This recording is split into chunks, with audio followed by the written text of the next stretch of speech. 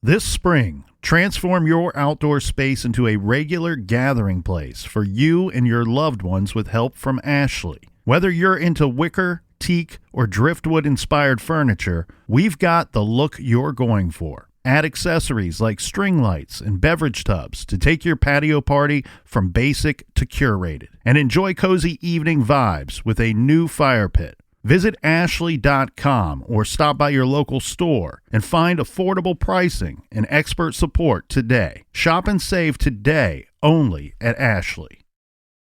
AT&T connects an ode to podcasts.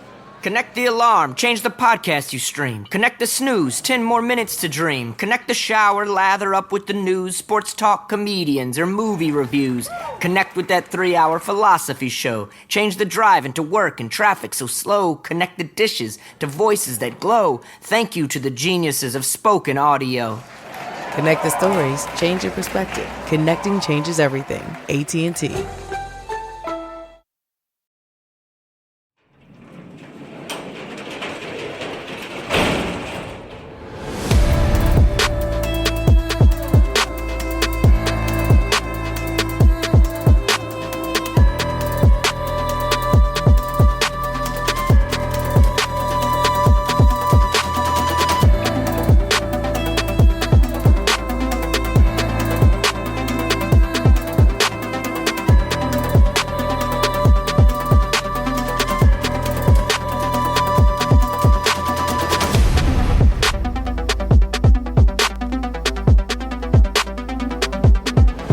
Welcome to True Crime Garage. Wherever you are, whatever you are doing, thanks for listening. I'm your host, Nick, and with me, as always, is a man that knows that when you control the mail, you control information. Here is the captain. It's good to be seen and good to see you. Thanks for listening. Thanks for telling a friend.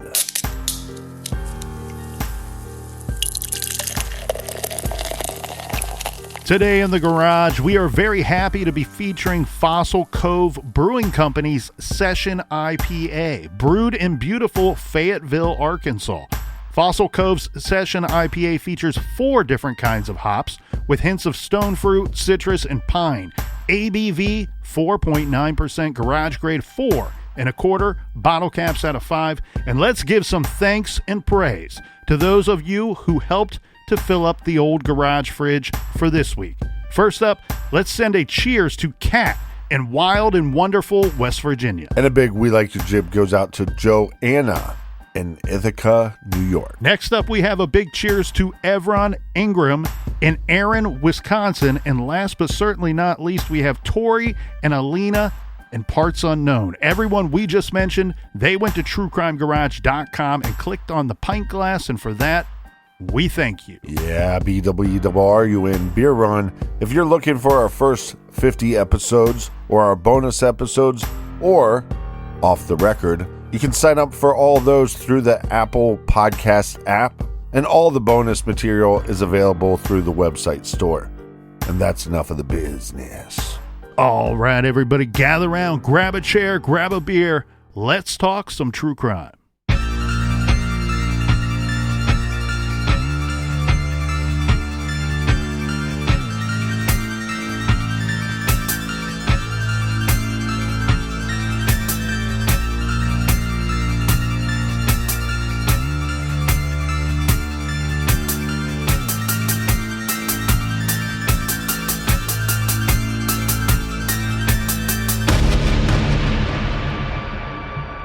Many of us know the extraordinary power of a well-written letter.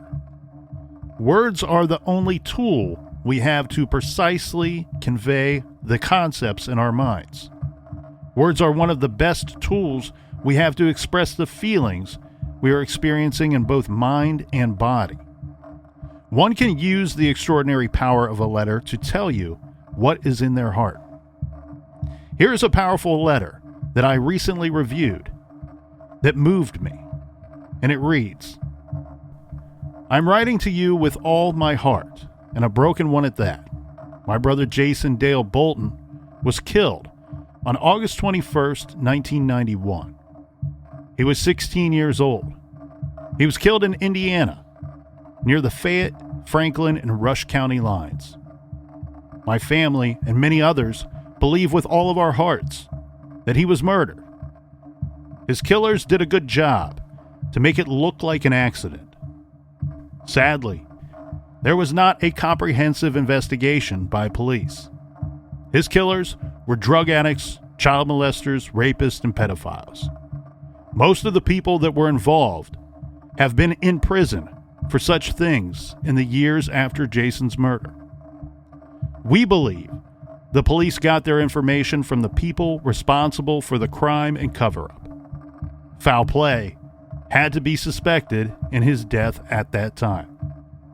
We believed so, but did not know the facts until years later. However, based on the lies told at that time, they ruled it an accident. Jason, my brother, was killed at the age of 16 years old in a most horrific way. The very people responsible lied to the police, and the police based their conclusions on these untruths. My family has tried to get this case investigated for years. We have suffered. Jason's death is now on the back burner and left there. The facts of the case warrant a thorough investigation. With the help of others, I am trying to get America's Most Wanted, FBI, and others involved. I am begging you for your help. Please put an end to our suffering for justice. My brother was with the wrong crowd. These were our neighbors and people we grew up with. I only want the truth. He was murdered, and we need these people brought to justice, as does society. His killers have lived lives of hideous crimes. They should be taken out of society. Please do not allow them to continue their ways. My family has suffered all these years instead of them. They have made a mockery of our justice system. I ask again for your help in this matter. Please, help us find justice. I have documentation to support my beliefs, which I long to share if you will find it in your heart to investigate. I pray that you will put me in touch with the right people. I have so much to share. I need someone with an open mind, heart, compassion, and empathy.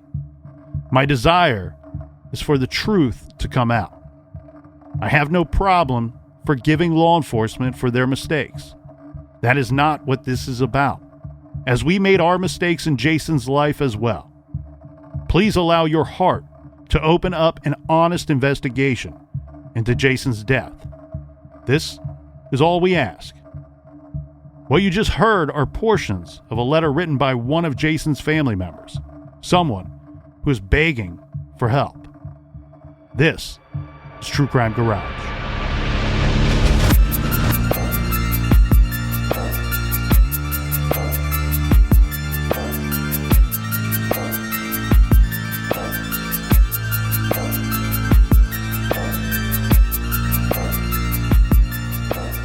This week, we have a case for you that is unique in many ways. I have said time and time again on this show that all of these cases are unique.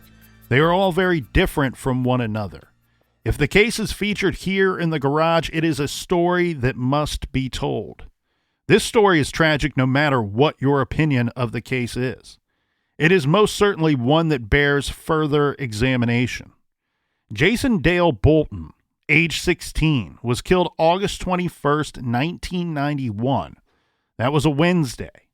He was out that night attending a party with a bunch of his friends, or at least people that he believed to be his friends. He was killed in the dark, early morning hours of August 21st, 1991. His death was ruled some sort of freak accident. To put it plain and simple, it was said that a bunch of youngsters were out partying all night long. They had all had a bunch to drink. Some of them took drugs, or at least smoked a little marijuana. And then a traffic accident led to the death of Jason Bolton. He was the victim of a good night which led to a very bad morning. That is what the law was told. And that is what they believed. And a coroner's report did nothing to change that. Jason's death was ruled an accident of the vehicular variety. Jason was killed after being struck by a car on a county road in Fayette County, Indiana, in the dark of the night. Well, like we said, Jason Bolton was 16 years old. But who was he leading up to this night in question? That's right, Captain. He was born just 16 years prior in Connorsville and was a lifetime resident of Laurel, Indiana. Jason Bolton attended Laurel Pentecostal Church, and as a little boy, Laurel Elementary, and then Brookville Middle School. And this is a very small community. Very small rural community. Jason was survived by his parents, Gary and Margie Boyer, and his grandparents, Luther and Alpha Rader. He's also survived by his 2 brothers and 4 sisters. Now, sadly, when someone passes away at such a young age, typically their obit will list many more survived by names than preceded in death by. And Jason's lists 10 as survived by and 0 in the other column. Services were to be held the day after the obituary was printed up in the Thursday, August 22nd, 1991 edition of the Palladium Item newspaper. Services were held Friday, August 23rd at the Laurel Pentecostal Church with the Reverend Ed Seeley officiating. Burial is in the Laurel North Cemetery. And as sad as it was, that is how it was and how it would be for a couple of years. But Jason's family, they were never fully satisfied with the explanation that they received from law enforcement and others about Jason's death and the events of the night leading up to his tragic end. For starters, the family was told that Jason was walking to his father's home after a party. Well, on the surface, Captain, this may sound reasonable. However, the family says not only did Jason not reside with his father, the two had little to no relationship at all. Jason was estranged from his father. Right. Jason lived with his grandparents, and if Jason was intent on reconciling with his father, well, then that would have been surprising news to most, if not all, of Jason's family. Right, and basically what law enforcement is saying is Jason's out partying with some friends. He's intoxicated. Now he's looking for a place to stay. They believe he was heading on foot to his father's house. And a big problem we're going to have here in this case, Captain, is the lack of detailed information in this case. The family was told that on this walk from the party to his father's residence, that due to intoxication, Jason and another boy or another young man both decided that it was a good idea to lie down in the middle of the road and that the boys must have fallen asleep. As it said in the newspaper, Jason was struck by a car, but you hear the previous statements and it's clear he was run over. This is starting to sound all too familiar, isn't it, Captain? Yeah, we just need a 1 Bill Clinton and a 1 Fahmy Malek. Well, it's one thing to be intoxicated and walking on a dim road and possibly being struck by a vehicle driven by somebody that is also intoxicated. But it's pretty far-fetched for me to hear a story where you go, well, they were so intoxicated and so tired that they decided, well, we'll just lay down on the road for a while. Right. I'm not very proud to report that in my teenage years, I had a lot of friends. The not very proud part is some of them were quite dumb, some of them were quite creative, and some of them regularly intoxicated. However, I did not have any friends that were the perfect combination of all three. I did not have a friend that was dumb enough, creative enough, and drunk enough all at the same time that he would decide that taking a little snooze in the middle of a county road is a good idea, especially in the dark. All right, let's go through the official record here. This is from the coroner's report. The coroner at the time, Captain, is a man by the name of Joseph Todd, and we also have contributing to this report, or the information in this report, is Deputy Sheriff Murray and Trooper Todd Fields. And it's stated in the report that the time of death for Jason Bolton is listed at around 3 a.m. The time pronounced death is at 4:20 a.m. And the circumstances surrounding the death is as follows. It is believed that the deceased and a friend, and he is listed here, we'll just give his first name, Timothy, had been visiting and drinking beer. They decided to walk to the decedent's father's house on County Road 750 South. Upon doing so, it is believed that the two boys became tired and sleepy due to alcohol and the late hour and stopped to rest. It is believed that the boys fell asleep or passed out on the county road and were in the roadway when a vehicle driven by a one Mr. Grimm came upon them. Mr. Grimm told Trooper Fields that he thought that he saw a person in the road and drove left to avoid him. This not seeing the second person on the other side of the road. Grimm's vehicle struck the deceased. The front left tire struck the deceased in the groin area, causing severe trauma and loss of tissue. The body was pushed down the road for a short distance and then passed over the body, crushing the rib cage on the left side and fracturing the skull in two places. The deceased had no ID on his person and was later identified by his sister at the hospital morgue. The cause of death here is listed as massive internal injuries and internal hemorrhaging. The body was released to a funeral home at 8 a.m.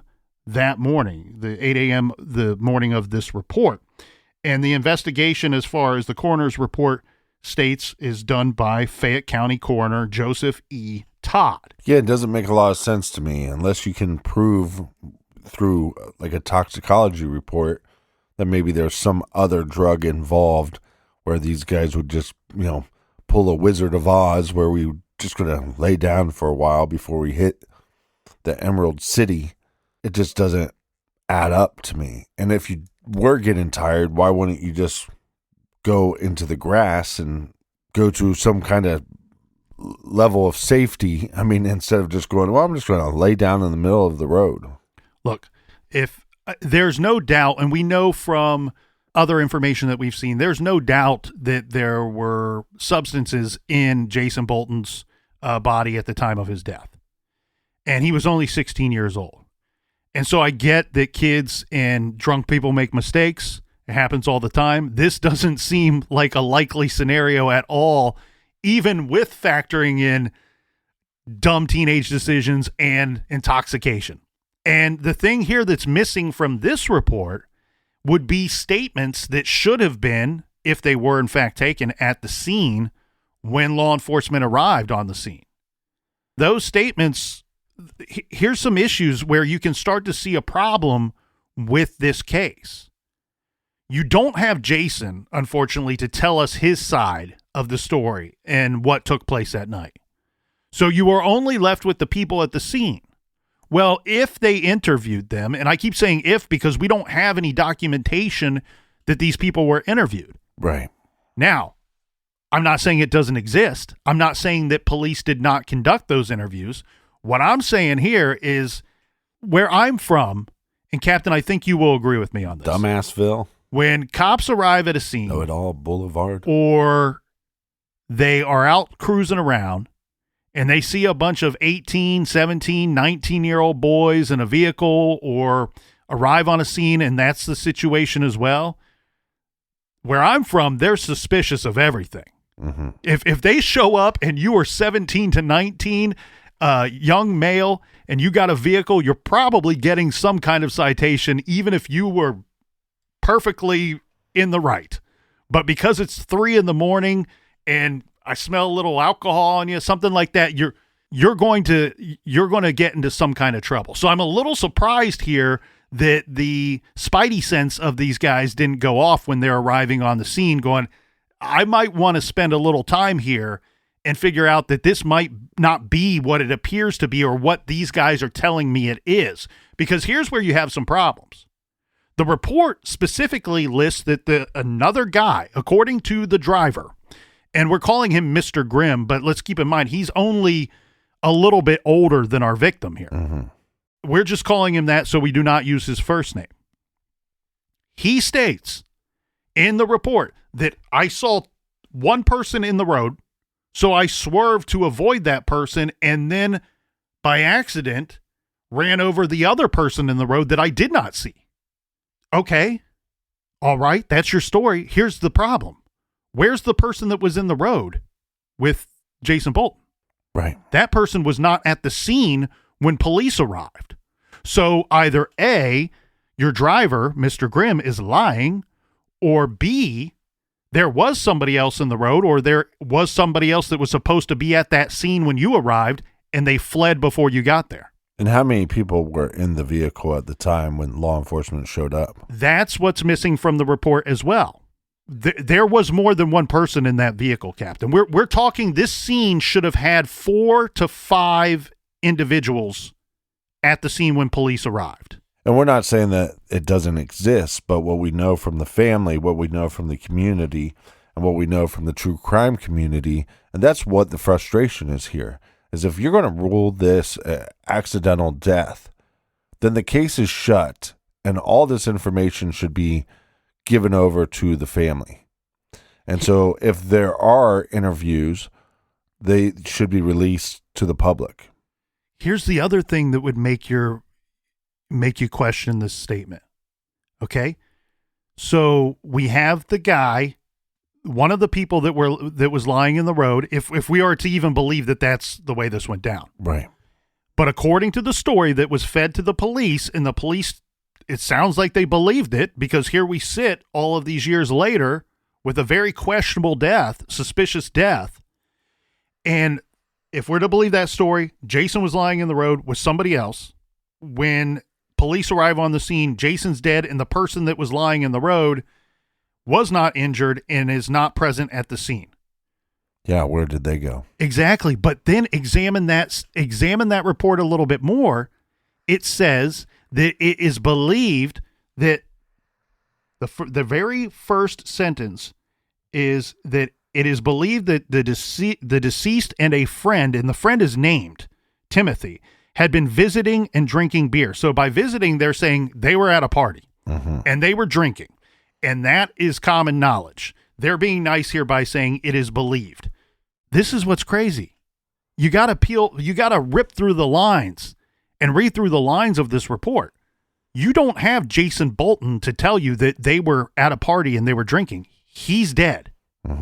You do not have Timothy, who was supposedly in the road with Jason, at the scene to tell you that he was at a party with Jason and drinking. He's gone. He's not at the scene. You have the driver and the occupants of the vehicle telling you, oh, they were at a party and they were drinking. Well, how do you know that? Well, we were at that same party. Yeah, and we're friends with them. We know them. We're friends with them. So all kinds of questions. Why do you have friends leaving the same party, apparently going in the same direction? They're not riding together.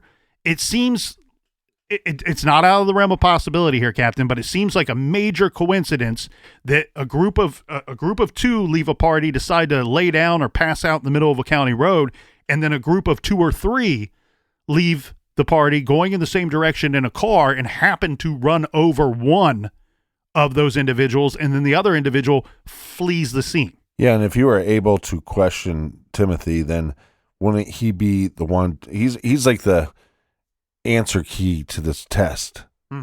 If he can tell us, hey, you know what, we smoked a little pot, it made us both feel a little drowsy, we didn't decide to stop on the road and to just lay down, we both started feeling a certain way, and I believe that we both passed out. Now, if you told me that, if Timothy can tell me that, then I might be buying this horseshit story that this is just a accident. Exactly. And as far as the coroner's report goes, Captain, the only witness listed is the driver of the vehicle. So he certainly has a dog in the fight to want to tell his version of the story. Yeah, because it's either an accident or it's a thing called murder. Exactly. Now, when you review the injuries to our victim here, it makes it even more questionable. So, according to the injuries here in the coroner's report, it says body marks and other information. Number one, they've listed severe trauma from tire. Okay, so number one on the diagram of the deceased, they draw what appears to be severe damage to the groin area of the deceased. And we know from the report that there was a lot of soft tissue damage to that area, which to me, look, I'm not going to pretend to understand the science of this whole thing. I'm not in forensics or any of that, of course, but he's clothed, lying in the road. Of course, there's going to be damage, but the way that damage is described as, I don't want to get too descriptive here, but to put it plain and simple, all of that soft tissue area in the groin area of our victim removed from the body. Yeah, it's a true crime show. Let's stop pretending. His penis was removed. This is a horrible thing, and this is why the family deserves justice. This is why this boy deserves justice. When he's clothed, lying in the road, what they're stating by the report, Captain, is that he must have been lying there with his legs open, and one of the tires happened to go right in there. Field goal, the shot is up, it's good, right down the middle. And I just don't see how that works out, making the injuries as they're described. And then when you look at the other injuries they list, number 2, crushed rib cage left side. Number 3, lacerated scalp and skull fractures. Number 4, abrasions. The abrasions are to the left arm of the deceased. And number 5, tattoo of skull and letters of JD on the body. So you would have information about the person on here, not just the injuries listed at this portion of your coroner's report. Again, think of what our witness, right? Our one witness that's listed here on the report says that, I saw someone in the middle of the road or on one side of the road, and I swerved to miss them, to avoid them, and I ran over somebody that I didn't see who was lying on the other side of the road. When you look at the injuries and the way that they played out, if in fact the car does go over top of Jason, hitting him first in the groin area, avoiding both legs, yes, I get that according to the report, he was pushed down the road for a short distance and then passed over. But a lot of these injuries to me don't seem to line up with the tracks of tires. Certainly some of these injuries are from the road itself, but I'm seeing a report here that includes a story here, and 1 and 1 is not equaling 2, in my humble garage opinion. I'm glad you brought up math because, like you said, we only have one eyewitness account. There was more than one person there. We should have more than one eyewitness account. And so, therefore, the family, the community doesn't have the full, complete story. And that onus is on law enforcement.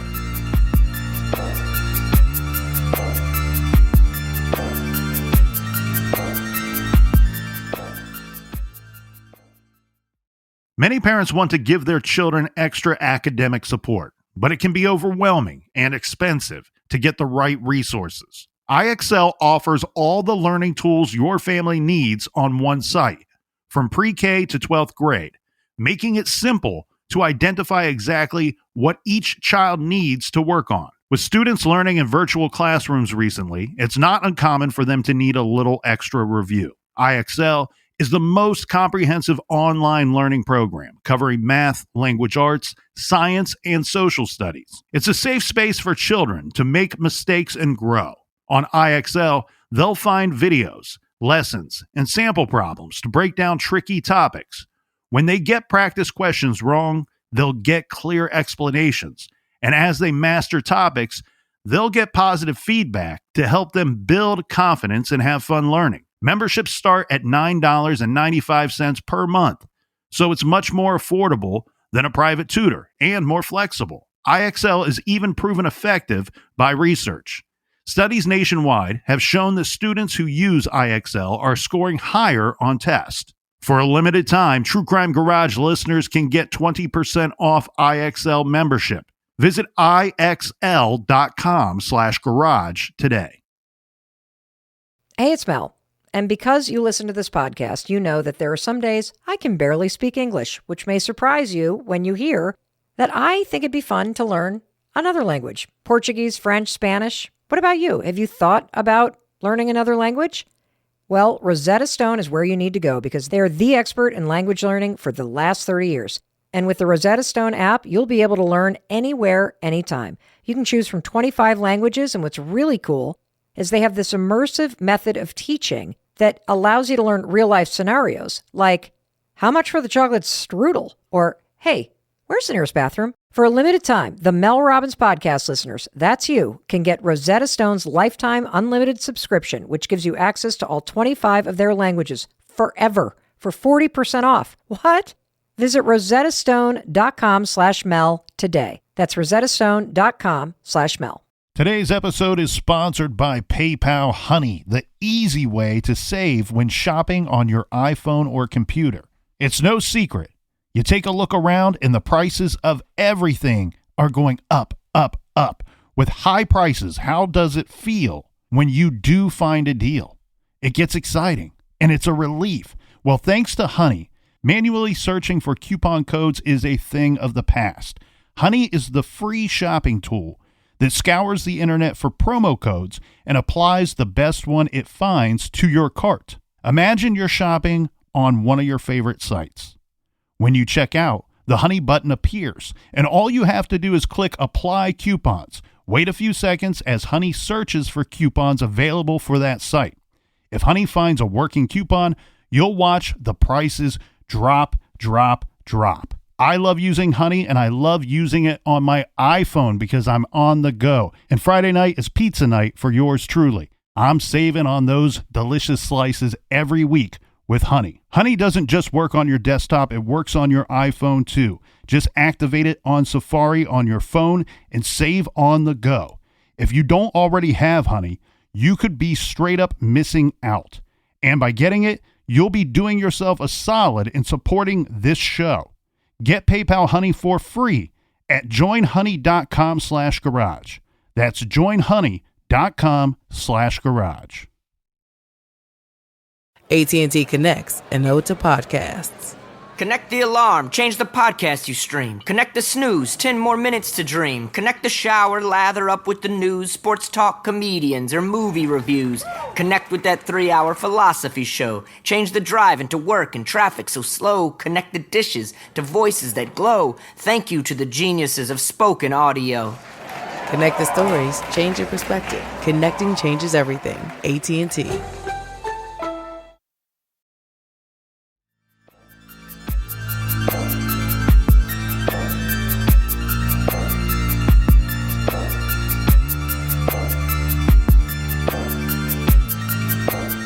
All right, we are back, you filthy animals. Cheers.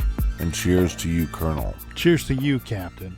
Now, we do have to point out something here, and we've said this is always a problem for law enforcement, and that's why criminals do what they do. When law enforcement arrive on the scene here, they think that they are responding to a vehicular accident, a tragic one that resulted in the death of one of the people at the scene. But you have to investigate further. And we have no proof that they did any of that. And I firmly believe had they done that, they might have stumbled upon something else. Now, we know that this is difficult for law enforcement. It has been since the beginning of time, and it will be until the end of days. That's why when somebody kills someone in a home, they burn the house down. We've seen how that works out, and it works to the disadvantage of law enforcement. We've seen that sometimes a would-be kidnapper forces or tricks a child into leaving a note for mom, and then later it's an abduction situation. We've seen situations where a ransom note is left when no intention of giving the person back, returning the person, was ever involved in the MO for the criminal. So these things are always complicated for law enforcement. We need to point that out as we go through this, because they're showing up on the scene, and it sounds like we only have 2 people responding to this scene, and we're talking about a vehicle death, a roadside death here. And or like we said, this is a very small community, but this is a tragic accident. There should be more law enforcement involved. here's the other issue too. You have your one witness. He tells you that, well, the 2 people that were in the road, they were at a party, they were drinking. Well, where were you? I was at the same party. I was drinking, and the person in my vehicle was there as well. Right away, you go, all 4 of you came from the same party? Well, Right. first off, that's a little weird, but not out of the realm of possibility. Here's your other question. You know the other guy that was in the road? Okay, where is he? Where might I find him so I can get a statement tonight from him? Right. I'm not saying that anybody's done anything wrong here. I'm saying this could be an accident, a horrible accident, but I need to get a statement from that individual as well. I don't know where he is. He fled. When we called you guys, he fled. He took off.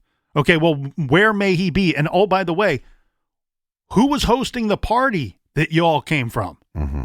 I need to talk to the person hosting the party. I need to get a list of names of people that attended the party. I can get that. I would want to get a list of names of people that attended that party from the 2 people in the vehicle, the driver and the passenger.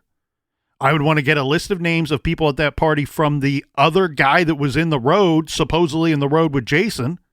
Passed out. I would want to get a list of names of people at that party from the host, whoever hosts the party, and cross-reference those names. And I want to talk to every one of those people. The other problem here with this case and pointing in the idea that one of the issues I have with this case is you go, well, these guys went to the same party. Are they friends? And you go, actually, they are part of a pretty close, small circle. Mm-hmm. And so these friends got separated. Did they attend the party together? Because if they did, then did they leave the party together? Nailed it. That's the most important thing right there, because the rumor mill in this story has been that there were people at that party that saw these people leaving together. Mm-hmm. Okay, so here's where I have an issue with everything. Leaving together, or the other problem would be even just leaving at the same time. Because if you got 2 dudes on foot and 2 dudes in a car, they don't end up at the same spot in the road at the same time. Nope. Now, if you have 4 dudes leaving together all in a car and 2 of them end up in the road and one of them ends up run over, we have another problem. So that's where these statements and the lack thereof written documentation of these statements gets in the way of a real, true understanding of what happened that night. Well, and I'll repeat, we're not saying that these don't exist. They have not been given to the family. And when the family has been questioning this since 1991, it's a long time. The family has received some of the reports and some photos, but not enough to rally the troops and get another investigation into this case. And that's what I think needs to be done here. My problem is that we've talked about this time and time again, Captain. The other killer is time.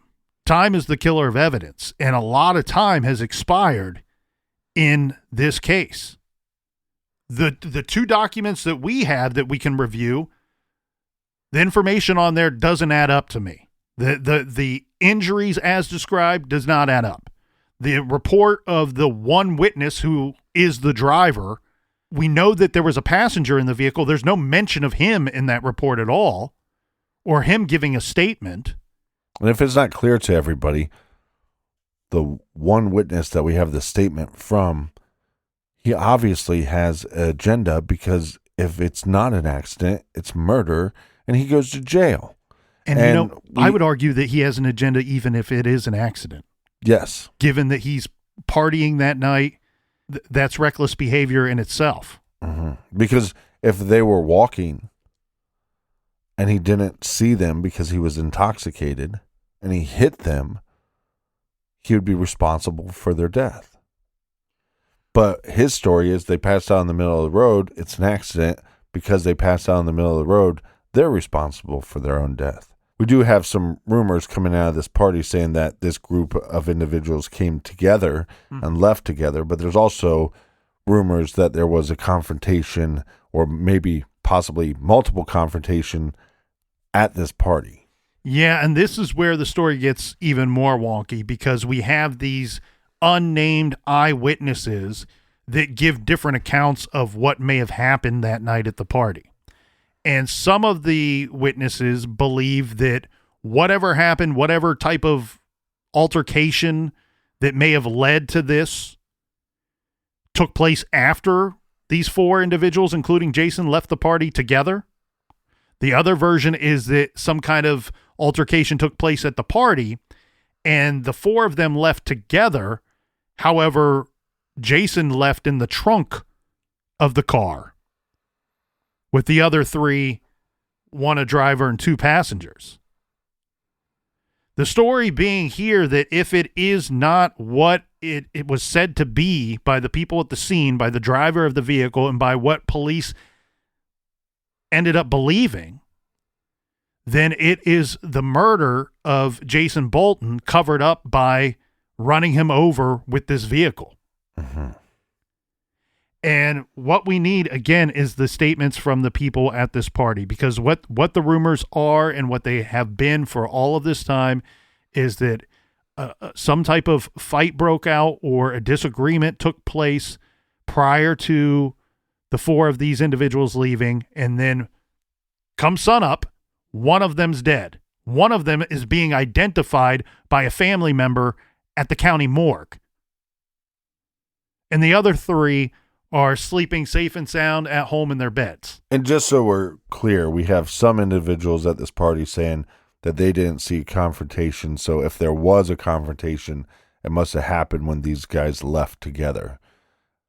Then there's another group at that party that claims that there was a confrontation, but that confrontation happened at the party. Yeah, and it's very weird here, too, with the coroner's report, Captain, because one of the things that they state in the coroner's report is that an autopsy was not conducted. However, it's stated that a toxicology tests were conducted on the decedent. And in the toxicology report, it's reported that the alcohol was found in his system as well as Xanax. Xanax was also reported by others or rumored to be part of the evening's festivities, if you will, for that party. But I find it a little curious that one would not conduct the autopsy, but then send off for the toxicology report. It's almost like, well, if we can confirm that he was intoxicated, then that further bolsters their story, further backs up their story, right? Of the statements that we did get, the statements that we did take that night. He was messed up and he laid down in the middle of the road. It would make more sense to me if you're sending off for toxicology to also conduct the actual autopsy. This is a small area, as you pointed out, Captain. This is not an area where they're overrun and have a backlog of people that they need to conduct an autopsy on. The other issue, and this is one thing that is good. This is a horrible story, but one thing that is good here is that back in the day, and this was true for damn near every county in this country. But at one time, you had coroners, and then at another time, a lot of that started morphing into you had medical examiners instead of a coroner. Well, the coroner system, under the coroner system, you don't have to have any medical background at all. You don't have to be a doctor. In fact, most of them were not doctors, especially in rural communities. And they were simply either elected officials or they were appointed officials. And we saw that with the Boys on the Tracks case with your boy Fahmy Malik and all the problems that created, that he was not, in our opinion, certified or he would not hold that position today. Well, right. And then after his bad reporting, they just gave him a raise and gave him a promotion. Shuffled him off to a better job. Yeah. Great job, Mr. Bill Clinton. So here in this situation, we have a very similar situation. Now, I don't know what the credentials of this Joseph E. Todd are, but what I do know is he's not a doctor, and I do know that he's a county coroner and not a medical examiner. And so where I say there is some good, a lot of that in this country has changed throughout different states and throughout different counties in many of those states. And I can't get into all the complicated problems with the old coroner system. Yeah, but his report might not be that far off. True. But his report is not telling us what the intent was. And the intent really becomes from those eyewitnesses at the party. If you tell me, well, we had 3 guys that left, but if you tell me that we have eyewitnesses from that party that said 4 individuals left, but one of them was put in a trunk, just that alone, you're going to have law enforcement tell me that somehow they released that guy from a trunk. One of the other passengers get out. They decide to walk ahead, far enough ahead that they get drowsy and they decide to fall asleep in the middle of the road. Far enough ahead where the driver and the other passenger then hit them when they're lying in the road. None of it really makes a lot of sense. And then so when you have these eyewitnesses saying, hey, they all left together. Yes, we don't have statements from everybody, but the statements from the driver, what is he saying happened? Is he just outright denying what the eyewitnesses said? And that's why there's so many questions in this case, and I just don't think it's fair for the family at all. You're exactly right, and I think that's where, in fact, the problem lies, right? You are right, Captain. This coroner, his report could be the best that he could do. However, right. The report, what's clear to me, is incomplete. Right. And furthermore, what I suspect happened here is that law enforcement arrived on the scene, they interviewed who was left at the scene, and took their statements and chose to believe them and did not investigate any further. Yeah, this case is so wonky, donkey, dicky, wicky. And I think that very quickly, had they gone that step, I'm not even going to call it an extra step because it's the appropriate step that should have been taken. Mm-hmm. Had they just taken that appropriate step, I think they would have found some witnesses that would have had statements that would that would either completely contradict Mr. Grimm's statement or would make you question his statement. Because again, if the 4 left at the same time, this should not have happened. That car was not going slower than the people walking. If they left at the same time in the vehicle together, this should not have happened. How did the 2 guys end up in the road?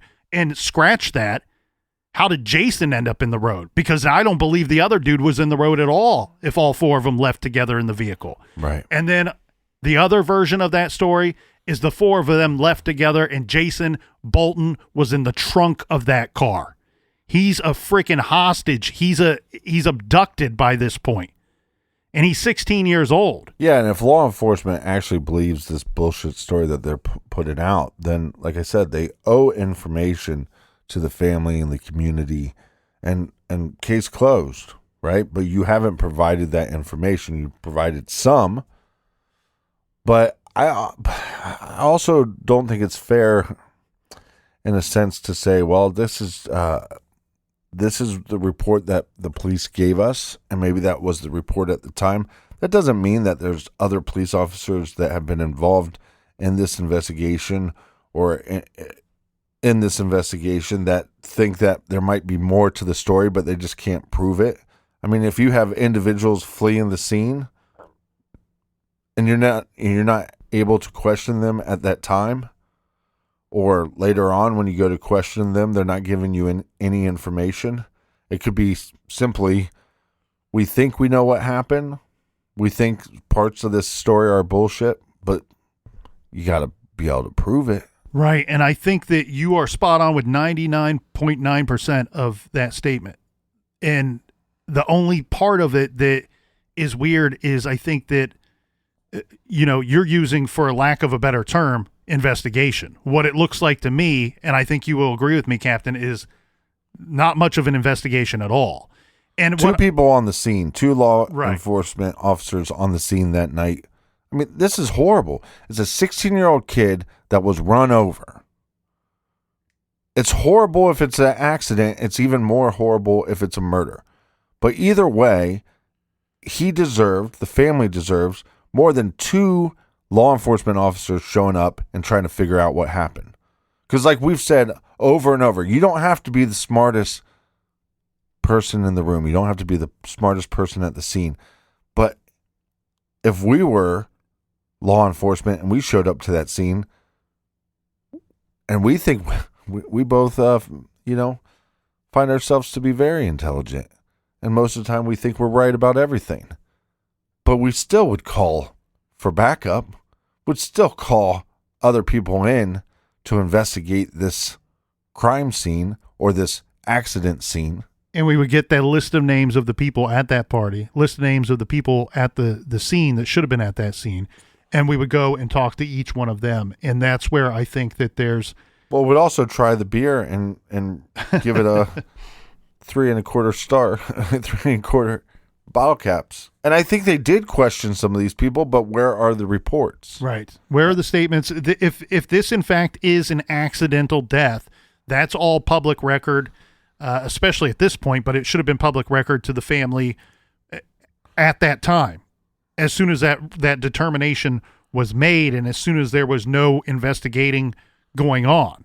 And had that been the case, look, here's the problem that you have with a lot of these cases, okay? Boys on the tracks. There's another very similar story of some adult males that were killed in Oklahoma lying on railroad tracks. Here, the narrative is that 2 boys were lying in the road. In all scenarios, the boys or men are to be passed out so high or so drunk that they just fell asleep in a location that would end up with 1 or 2 of them being run over by a train or by a vehicle. Right. And the problem with these stories is that if in fact it is ruled an accident, we've seen this time and time again. You rule something an accident, it's very difficult for people, for citizens to go in and get that changed. To go in and get that ruling changed. Because often the time, Captain, you're not going to get an additional investigation or even an investigation until you get that changed. And the problem here is that nobody questioned this. The family, just like Boys on the Tracks in Arkansas, just like the story in Oklahoma, family questioned it later. Keep in mind, they are mourning the loss of a loved one. They are shook to their core. They're not thinking clearly. They're not questioning authority. In the moments, the minutes, the hours after the death of their loved one, no, they're hurt. They're heartbroken. And there's no media. There's no newspapers. There's no reporter sniffing around going, this is something that we should report on because it was a murder. It was a homicide. No, with an accident, they typically write it up in the newspaper once. They tell the story on the news once. And everybody starts the grieving process, and then we move on. So then there's no documentation when you try to go back retroactively and figure out what may have actually have happened. There's nothing for you to review. Yeah, because it's possible that this was an accident. It just didn't go down the way the person responsible for the accident is telling us it went down. Because think about it. Maybe he left, these guys were being assholes, so I let them out of my car, and they took down the road. They took off down the road. Well, we stayed in our car for a while and drank some more booze and did some more pills, and then we took off, and I passed out at the wheel. But I think there's a bunch of stuff in this case that would easily be able to tell us some answers. One, did they go to the party together? Right. Did they leave the party together? When they left, where in the vehicle were these individuals?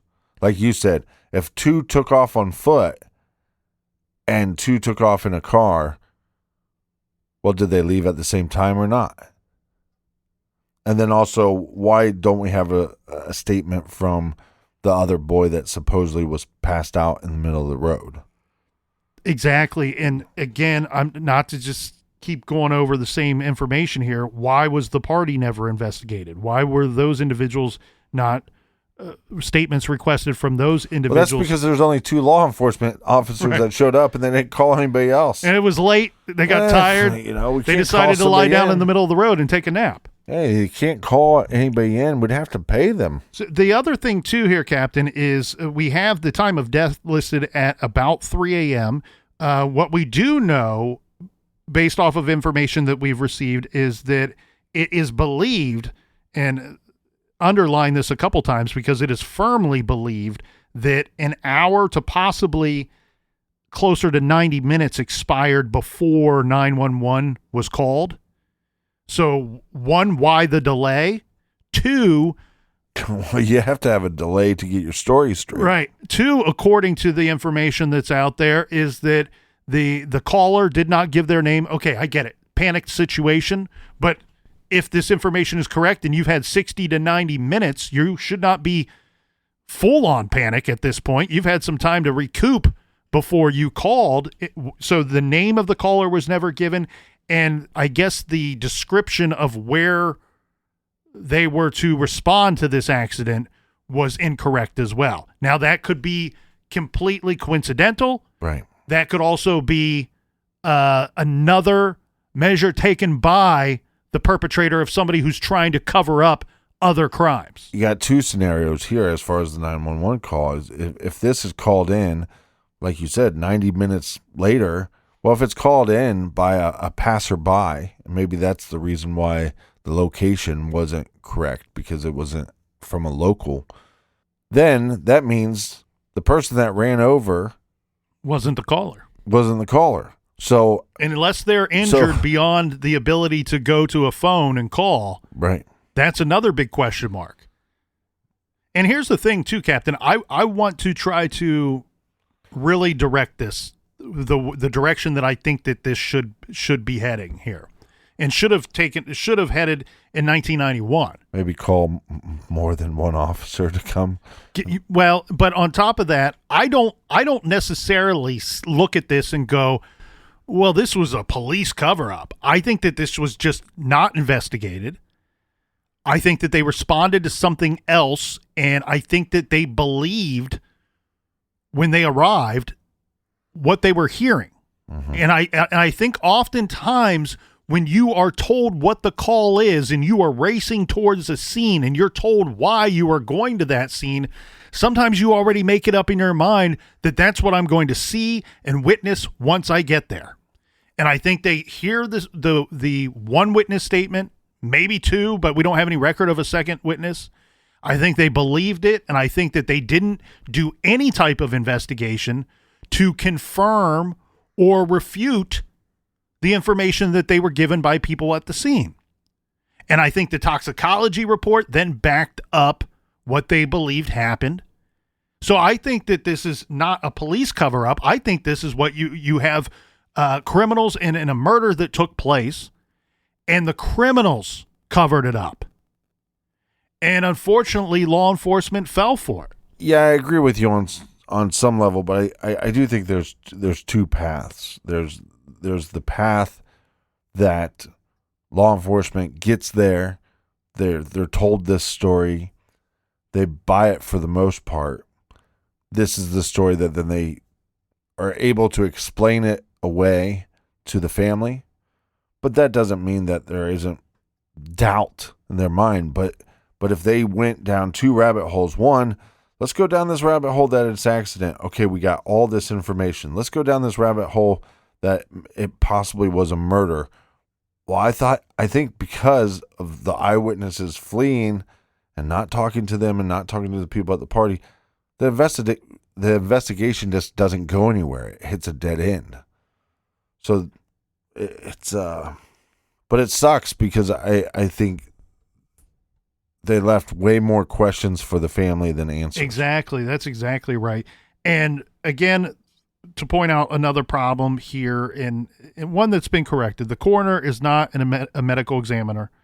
In this situation, we do know that this coroner has come under fire more than once for his findings or lack thereof. Currently, his term is over and he cannot be reelected. And in fact, the laws in Indiana have changed and now require that the person in charge to be a licensed medical examiner. If you want to further understand the intricacies of the problems of an elected coroner or an appointed coroner versus that of somebody with a degree, someone that's a doctor, someone that's a licensed medical examiner, I would encourage everyone to check out The Cadaver King and The Country Dentist, a true story of injustice in the American South. That is by Radley Balco and Tucker Carrington. They spent a good deal of time explaining the problems with that situation and other situations throughout this country, and in fact, primarily in the South.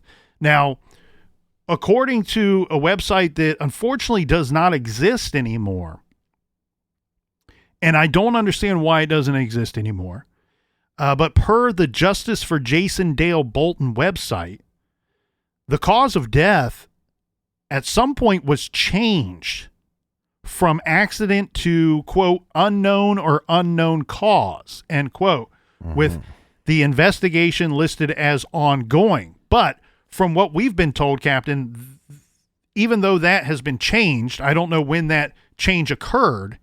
To me, I believe it was around 4 to 6 years after the death. So to say investigation ongoing, I sit here in 2023 and I don't, there is no investigation that is happening in Jason's case. No, and that's where I think, to me, this leans more to the idea that law enforcement shows up. Maybe they buy part of the story.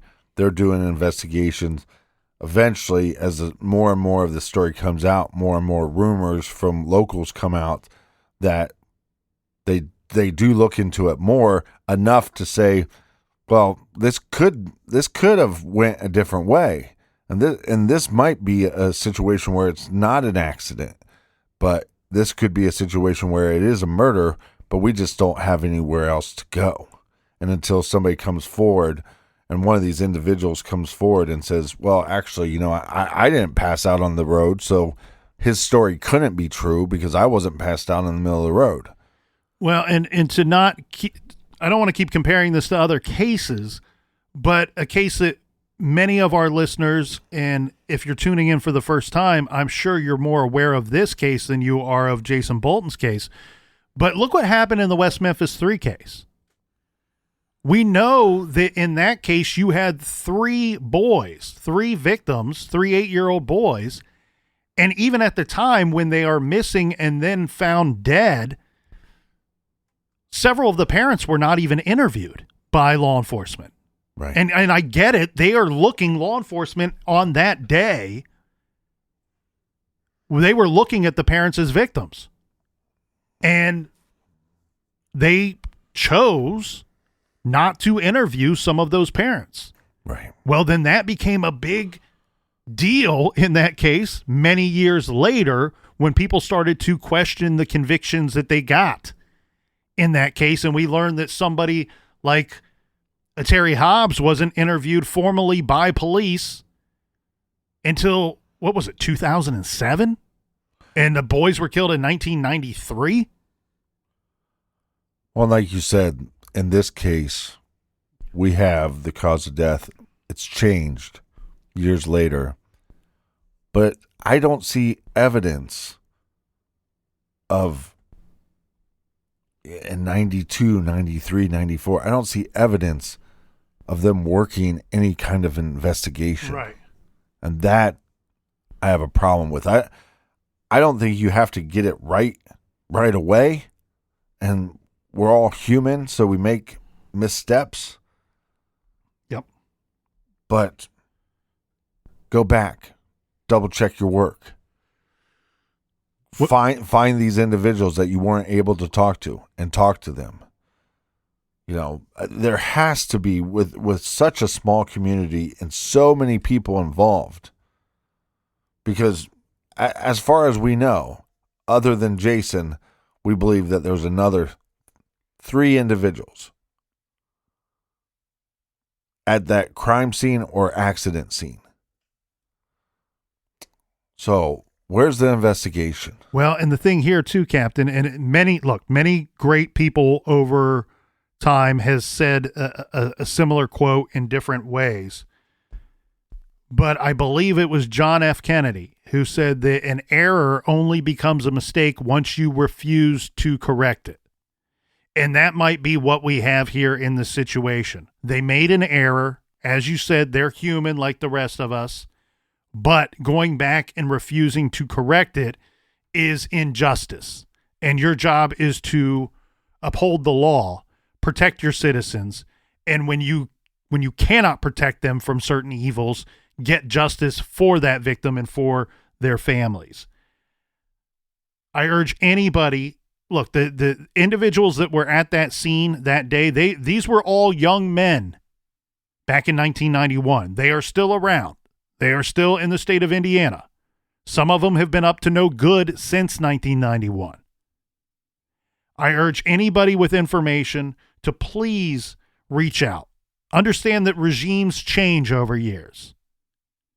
Reach out to the Fayette County Sheriff's Office. You can call them at 765-825-1110, or you can email Sheriff Jones at zjones@co.fayette.in.us.